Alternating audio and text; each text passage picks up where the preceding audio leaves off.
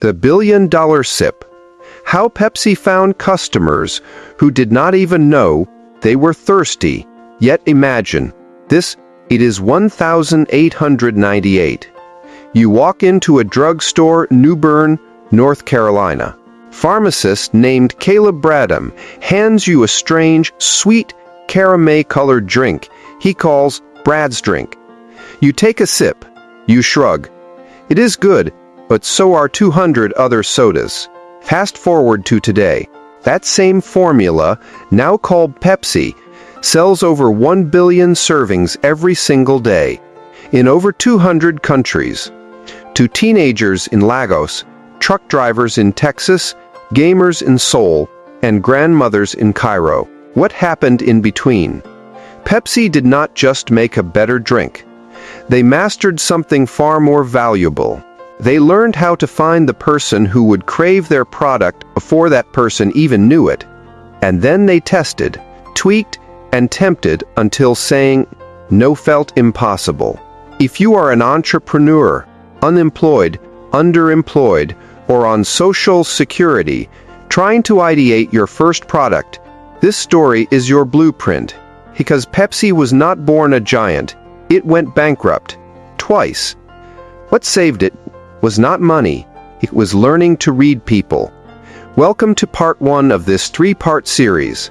How to identify your potential customer and test your product on them, the Pepsi way. Let us break down exactly how they did it, what they learned, and how you can steal their playbook even if your budget today is zero. Part 1. Finding your person in the crowd, the Pepsi identification code. Most people think target market means everyone who is thirsty. That is why most products fail. Pepsi learned early that everyone is no one. You have to find your person.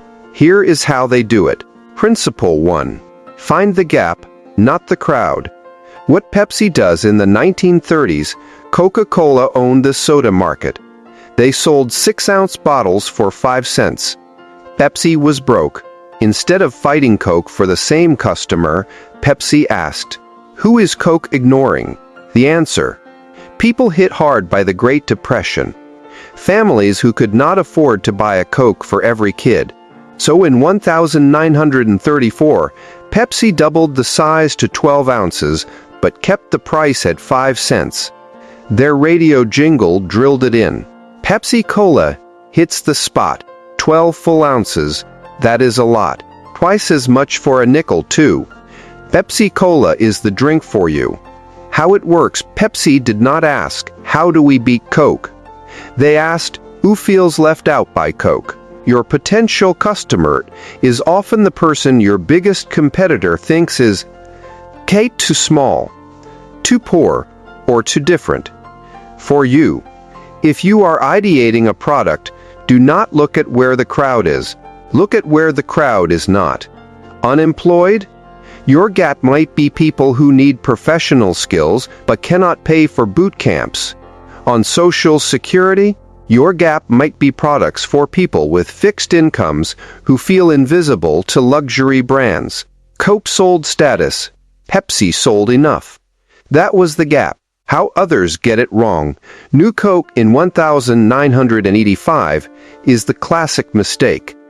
Coke tried to beat Pepsi at taste tests and forgot their customers bought Coke for nostalgia and identity, not just flavor. They appeased the crowd instead of protecting their gap. Principle 2. Identity before demographics. What Pepsi does: ask Pepsi who their customer is, and they will not say 18 to 24-year-olds. They will say the next generation. In the 1960s, that meant young people rejecting their parents' post-war conformity. In the 1990s, it meant Generation Next. Individualists, rule breakers, music lovers. In 2026, it means digital natives who value choice, identity, and social currency. Pepsi sells to an attitude, not an age. A 60-year-old who skateboards and streams hip-hop is more Pepsi than a 22-year-old who prefers quiet evenings and classical music. How it works, demographics tell you who can buy. Identity tells you who wants to buy. Pepsi tests products by building attitude tribes first. Example, Mountain Dew was not for males 16 to 30. It was for doers. Daring. Anti-boring. That is why a stunt biker and a coder can both be Dew customers. For you do not start with women 25 to 40 in Lagos. Start with women in Lagos who feel underestimated and want to prove themselves. That identity cuts across age, income, and job status. If you are underemployed, your identity tribe might be fighters who are one skill away from a breakthrough. Build for them. How Others Get It Wrong Gap tried to sell to millennials in the 2010s with generic cool ads. But millennial is not an identity. It is a birth year. Sales dropped because no one saw themselves in the mirror. Gap held up. Meanwhile, Pepsi was selling to live for now, and that felt personal. Principle 3. Watch the fridge, not the survey. What Pepsi does not just ask people what they want. They watch what people actually do. In the 1970s, they ran the Pepsi Challenge. Blind taste tests in malls and streets. People chose Pepsi over Coke by a wide margin. Here is the key. Pepsi also followed up. They went to people's homes, opened their fridges, and saw Coke inside. Lesson. Stated preference is not real preference. People picked Pepsi in a sip test, but bought Coke out of habit and brand love. So Pepsi stopped fighting on taste alone. They started fighting on moments. Music, sports, youth culture. They became the drink of the moment, not just the sip. How it works. Your potential customer will lie to you, and they will not mean to. They will say they want healthy snacks, then buy chips. Pepsi tests by observing behavior in the wild. What is in the cart? What is at the party? What do they Instagram? For you, if you are ideating, do not run a Google form asking, "Would you buy this?" Go to where your potential customer hangs out. If you are building for unemployed youth, sit in the computer center. What are they actually downloading? What are they watching between job applications? That is your real data. How Others Get It Wrong. McDonald's launched Arch Deluxe in 1996 after surveys said adults wanted a grown-up burger. $300 million later, it flopped. Why? In real life, adults still ordered Happy Meals or Big Macs. Surveys got their ego, not their appetite. We are only 3 principles in, and already you can see the pattern. Pepsi does not guess who wants them. They investigate. They stalk behavior, not opinions. They find the gap, name the identity, and trust the fridge over the focus group. In Part 2, we will cover principles 4 through 6. How Pepsi tests products before they spend millions, using street corners, music videos, and even failure as a weapon. You will see how they turned crash test into taste test, and why your first product should be ugly, small, and embarrassing. And in Part 3, we will finish with Principles 7 and 8, the 3 deadly mistakes other companies make when copying Pepsi, and the non-negotiable lessons you can use tomorrow, whether you have $1 or 1,000. Your turn. Look around you right now. Who is being ignored by the big players in your life? What identity tribe are you part of that no one is building for? Write that down. That is your Pepsi gap. If this helped you see customers differently, do me a favor. We are building a community of first-time founders, side hustlers, and comeback builders who refuse to wait for permission. Subscribe to my YouTube channel, where Part 2 drops next week. We will walk through Pepsi's exact product testing playbook, and I will give you a 1-page worksheet to test your own idea this weekend for free. Because the next billion-dollar sip might be yours, and it starts by finding the person who is already thirsty for it. The taste test that killed a giant. How Pepsi experiments before the world notices. Here is a secret the soda industry does not want you to know. In 1975, Pepsi was losing badly. Coca-Cola owned nearly 60% of the cola market. Pepsi had the cheaper drink, the bigger bottle, but none of that mattered when people reached the shelf. They still grabbed Coke. So Pepsi did something reckless. They set up a folding table in a Texas shopping mall, poured 2 unmarked cups, and asked strangers to take a sip. No logo, no jingle, no history, just taste. Pepsi won. 57% to 43%.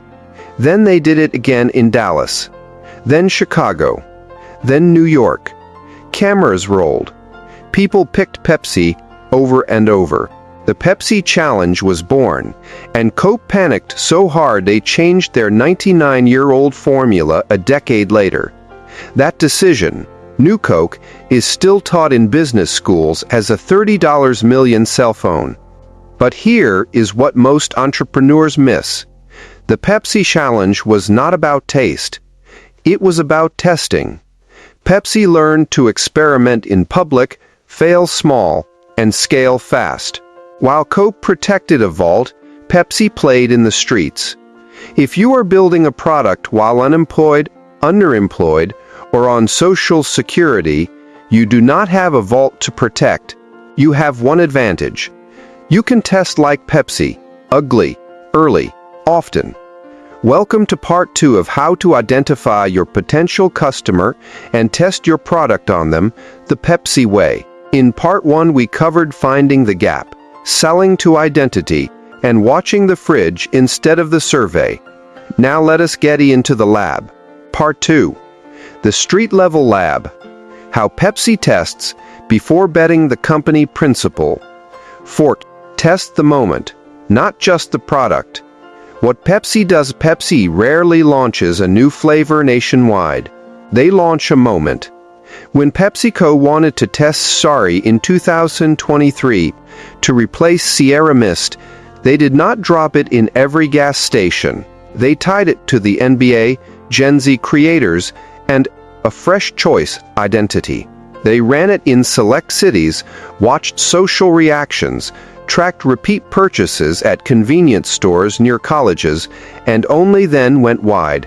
Back in the 1990s, Crystal Pepsi was tested as a clear cola for a clear future during the height of Van Halen and transparent tech. It flopped, but the moment taught Pepsi that consumers equated cola's dark color with taste. That lesson later helped them launch clear energy drinks and flavored waters without repeating the same mistake. How it works. Your potential customer does not buy products. They buy products inside moments. Pepsi tests. Does this drink fit a summer barbecue, a gaming marathon, a heartbreak playlist? If the moment does not land, the product will not either, no matter how good it tastes. For you do not ask, would you buy my app? Ask, when you are trying to send your 105 at a cyber cafe and the power goes out, would this help? Test your idea inside a real, frustrating, emotional moment. If you are on Social Security and ideating a budgeting tool, do not test the dashboard. Test it on the 28th of the month, when money is tight and anxiety is high. That is the moment. How others get it wrong. Google Glass tested the tech but not the moment. Wearing a camera on your face felt creepy at bars, dates, and family dinners. The product worked. The moment failed. Pepsi would have killed it after the first weird look at a Dallas mall. Principle 5. Make your first version embarrassing. What Pepsi does. PepsiCo's founder of Gatorade did not launch with slick bottles and NFL deals. University of Florida researchers mixed water, salt, sugar, and lemon in a lab and handed it to the football team in paper cups. It looked like urine. It tasted bad. Players still drank it because they stopped cramping. Pepsi bought Gatorade in 2001 for $13.04 billion. But it started as an embarrassing kitchen experiment tested on 10 sweaty people. Pepsi does this constantly. Mountain Dew Code Red was first tested as a fountain-only flavor in a few states. Doritos Locos Tacos started as a single-store Taco Bell test. If it is not a little embarrassing, it is not a real test. How it works. A polished launch invites applause, not truth. An embarrassing test invites honesty. Pepsi wants to hear, "This is too sweet." Or the can looks cheap, when only 500 people can see it.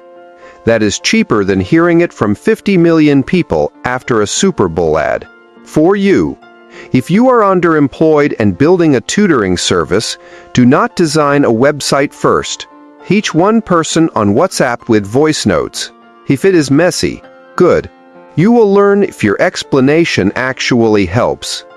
If you are unemployed and making soap, sell 10 bars to your neighbors with handwritten labels. Embarrassment is data. Perfection is delay. How others get it wrong. Juicero raised $120 million to sell a $400 Wi-Fi juicer. They launched polished, premium, and untouchable. Then people realized you could squeeze the packs by hand. Because they never tested an embarrassing, cheap version in a real kitchen, they never learned the truth. Pepsi would have sold the juice in a Ziploc at a farmer's market first. Principle 6. Let your customer break it, then blame yourself. What Pepsi does. When Pepsi launched Pepsi Aim in 1989, a cola with extra caffeine for breakfast, it bombed. People did not want to brush their teeth with cola breath at 7 a.m. Pepsi did not blame uneducated consumers. They blamed themselves for misunderstanding the morning ritual. But they kept the data.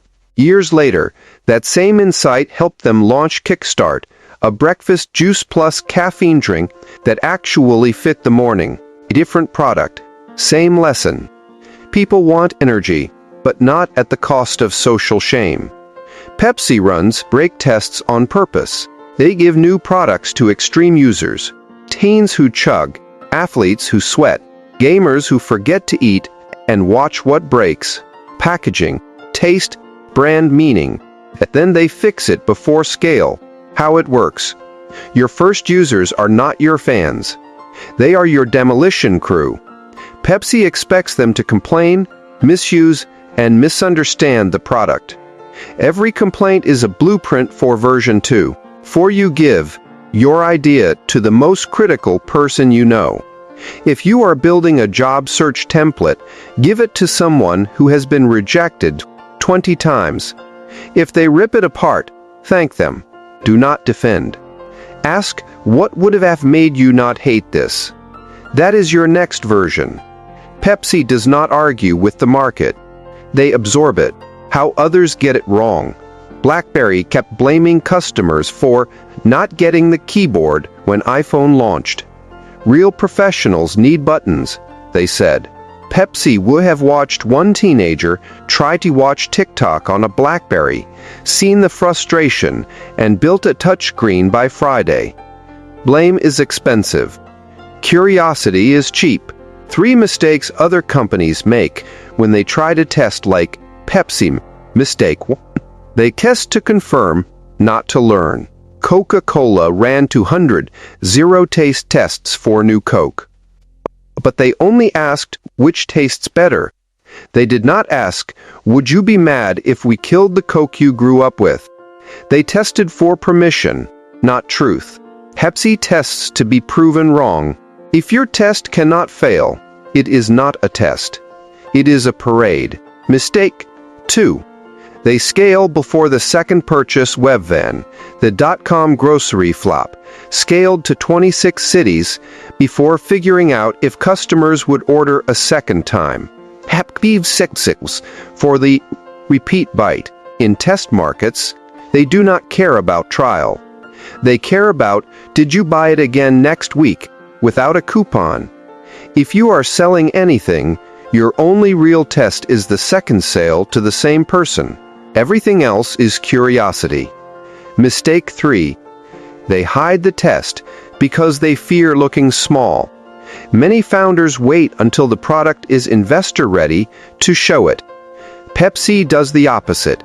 They leak, tease, and soft launch because small tests create big fans.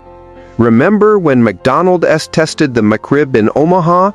Scarcity and smallness made it legendary. If you hide your test, you hide your learning. And you hide your future customers. Lessons learned, you can use tomorrow one. Your street is your lab. You do not need a research firm. You need a folding table, 10 people, and the courage to hear I do not like it. Pepsi's biggest wins started as somebody as awkward afternoon at a mall. 2. Embarrassment is a business strategy. If you are not a little ashamed of version 1, you launch too late. Ship the paper cup version before you design the bottle. 3. Moments beat features. Do not test is it sweet enough. Test, does it save me when my day is falling apart? That is what makes people come back. 4. Your customer's complaint is your R&D department. Do not get defensive. Get curious. Pepsi AM died so Kickstart could live. Let your first idea die, so your best idea can be born. We have now covered 6 of 8 principles. You know how Pepsi finds their person, and how they test before the world is watching. In Part 3, we will close with Principles 7 and 8. How Pepsi uses culture instead of ads, and how they turn every failure into a future product. Plus, I will give you the one-page Pepsi test sheet you can use to test your idea this week with zero budget. Before you go, if Part 1 and Part 2 gave you even one idea for finding and testing your product, imagine what you will do with Part 3. Subscribe to my YouTube channel right now so you do not miss it. Drop a comment with the moment you are building for. I read every one, and I will feature the best examples in the next video. The $1 billion sip was not luck. It was a series of small, embarrassing, public tests. Your turn is next. A comeback formula. How Pepsi turns flops into fortune, and why your failure is your secret weapon. Picture this. 1992. Pepsi launches Crystal Pepsi nationwide. Commercials with Van Halen. Super Bowl ads. Hype everywhere. Clear Cola. Clear future. 6 months later, it is dead. Sales crashed. Comedians made it punchline. Headlines called it the Edsel of soda. Most companies would bury the body and move on. Pepsi did the opposite. They studied the corpse. They asked why people rejected clear cola but loved clear water. They learned that color equals taste in the brain. 10 years later, they used that exact lesson to launch Aquafina, now one of the biggest bottled water brands on earth. Then they revived Crystal Pepsi for nostalgia drops that sell out in hours. The flop hit for the empire. If you are unemployed, underemployed, on social security, or building your first product, this is your permission slip. You do not need a win. You need a system that turns losses into data. Pepsi does not avoid failure. They farm it. Welcome to Part 3, the final chapter of how to identify your potential customer and test your product on them, the Pepsi way. In Part 1, we found your person. In Part 2, we tested in the streets. Now we weaponize culture and resurrect failure. Part 3. From noise to legacy, how Pepsi wins after the test principle. 7. Rent culture, do not buy ads. What Pepsi does not sell soda. It rents space inside culture. When they wanted to reach young black America in the 1960s, they did not buy more billboards. They hired the first black vice president at a major U.S. company, Harvey C. Russell, and built ads showing black families at middle-class dinners. At the time, Coke was still using segregated ads. Pepsi won a generation by showing up where identity lived. Fast forward, Britney Spears Beyoncé, Michael Jackson, Shakira, Kendall Jenner, Bad Bunny. Pepsi does not just sponsor stars. It attaches products to movements. When they launched Pepsi Zero Sugar in 2023, they did not talk about ingredients. They dropped it inside the NFL, NBA, and TikTok dance challenges. A product became a costume for a lifestyle. Even failures follow this rule. Crystal Pepsi came back not because of taste, but because of 1990s nostalgia culture on Twitter and Stranger Things vibes. Pepsi rented the memory. How it works. Ads interrupt. Culture invites. Pepsi tests products by asking, what song, sport, meme, or movement would use this without us paying them? If the answer is none, the product is not ready. Your potential customer does not want another ad. They want a flag to wave. For you, you do not need a celebrity. You need a corner of culture. If you are building a meal prep service for underemployed nurses, do not run Facebook ads. Show up where nurses vent, WhatsApp groups, night shift break rooms, nursing school TikTok. Give 5 free meals and ask them to post what my shift survived on. That is culture rent. If you are on Social Security and making handmade walking canes, do not sell mobility aid. Sell Grandpa's swagger stick and partner with a local dance class for seniors. Culture beats copywriting. How others hacked it wrong. Burger King's Whopper Detour. That was clever tech. 1-cent Whoppers if you ordered near a McDonald's. But it rented a gimmick, not culture. No one's identity is I trolled McDonald's. Compare that to Pepsi's Live for Now with Beyoncé. People actually wanted to live for now. Pepsi rents beliefs. Burger King rented a prank. Principle 8. Fail forward on purpose and keep the receipts. What Pepsi does, Pepsi keeps a graveyard, and they visit it often. Pepsi Blue, launched in 2002, was berry-flavored, blue-colored cola that flopped in 2 years. Most companies would shred the files. Pepsi kept the data.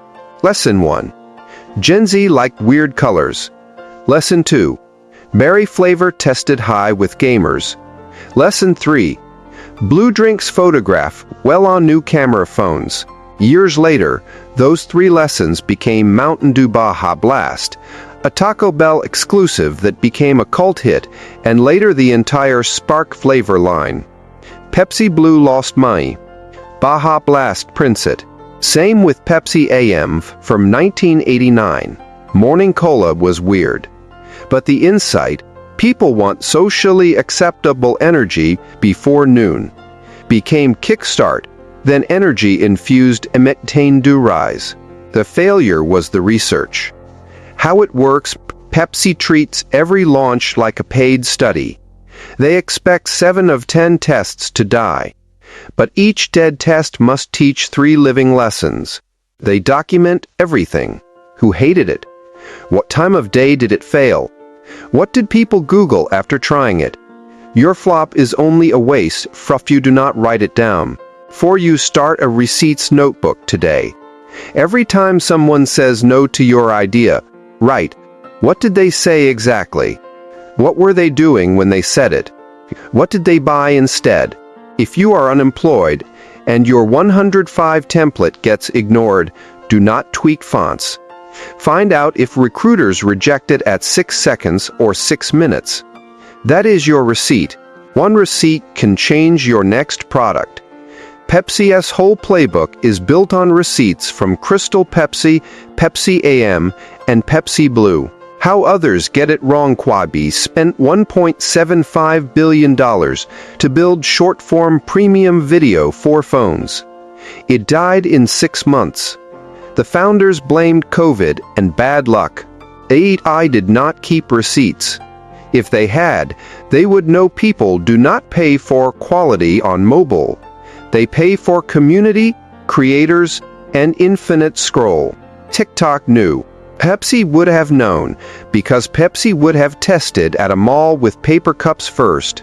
3 more mistakes companies make when they copy Pepsi. Wrong. Mistake 1. They confuse noise with demand. Pepsi's Kendall Jenner ad in 2017 was loud. It got millions of views. It also got canceled in 24 hours because it rented the wrong culture. It trivialized protest movements. Pepsi pulled it, apologized, and learned. Noise is not buy-in. Many founders see a viral TikTok and think market validated. Pepsi learned that outrage is also noise. Test for repeat purchase, not retweets. Mistake 2. They worship their founder's taste. Coca-Cola, in 1985, changed its formula because CEO Roberto Goizueta personally believed better taste wins. He ignored the cultural taste for the original. Pepsi does not let executives override street data. If the mall says no, the boardroom listens. If you are building a product, your mom's opinion and your own ego are not data. The person who will spend money is data. Mistake 3. They try to be Pepsi in year 1. A new soda brand tries to book Beyoncé's before it sells 1,000 cans. That is not Pepsi's playbook. Pepsi spent decades being the scrappy number 2. They did taste tests before Super Bowls. They won gas stations before stadiums. Too many entrepreneurs skip the folding table and rent the arena. Pepsi earns the arena. Lessons learned. Your Pepsi playbook for starting from 01. Culture is your cheapest ad channel. Do not buy attention. Join a conversation already happening. If you cannot name the meme, playlist, or problem your product lives inside, you are not ready to launch. 2. Your failures are your R&D budget. You cannot afford a research firm, but you can afford to be wrong 10 times in public. Document each one like Pepsi documents Crystal Pepsi. Your next win is hiding in your last L3. Second purchase is the only purchase. Like, clicks, and "this is cool" mean nothing. Pepsi lives on the habit. Ask every tester. Would you buy this again next Tuesday with your own money? If the answer is not yes, go back to the lab. 4. Identity beats demographics forever. 18 to 24 is not a customer. People who feel their city does not see them is a customer. Build for the feeling, not the age. 5. Embarrassing now beats irrelevant later. Gatorade started as salty urine water in paper cups. Your version 1 should feel the same. If you are proud of it, you waited too long. Your next step starts today. You now have all 8 principles. From part 1. Find the gap. Sell to identity. Watch the fridge. From part 2. Test the moment. Ship embarrassing. Let customers break it. From part 3. Rent culture. Fail forward with receipts. Pepsi went bankrupt twice before it became a verb. "I will have a Pepsi" is now a global sentence. Your first product will not be perfect. It should not be. It should be tested. So here is your homework. Pick one principle and apply it this week. Find one person being ignored. Test one ugly version. Join one cultural conversation. Write one receipt when it fails. That is how empires start, not with funding, but with folding tables. If this series helped you think like a founder instead of a fan, I need you in the community. Part 1, Part 2, and now Part 3 are just the beginning. Every week on my YouTube channel, we break down one more billion-dollar playbook into steps you can use with zero budget. Subscribe to my YouTube channel right now and comment with receipt if you are committing to documenting your first failure. I will send you the free one-page Pepsi test sheet we talked about, and I will feature 3 of your stories in the next video. The next billion-dollar sip does not come from a lab. It comes from a person like you, at a table like yours, brave enough to be embarrassed in public.